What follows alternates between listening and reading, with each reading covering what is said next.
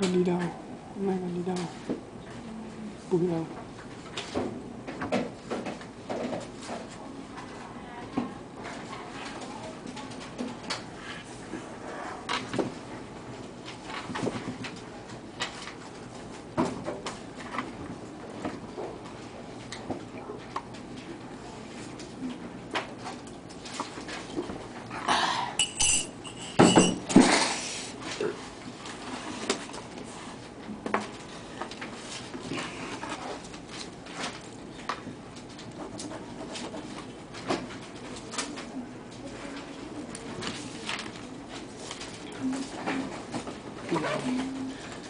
Tình yêu bắt đầu khi tim của em đã trao, làm anh thân thờ em vẫn gần như không nhớ.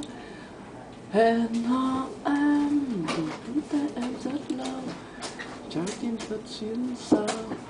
Oh first kiss and you make me happy, you make me crazy.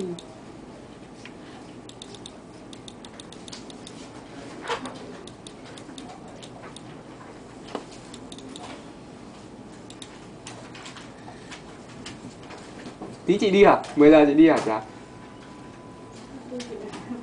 Hả? Đi đi, đi đi. Chị đi lấy để xem.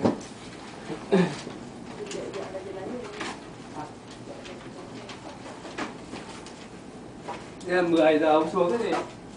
10 giờ ông xuống là 12 giờ đến nhỉ? Đó.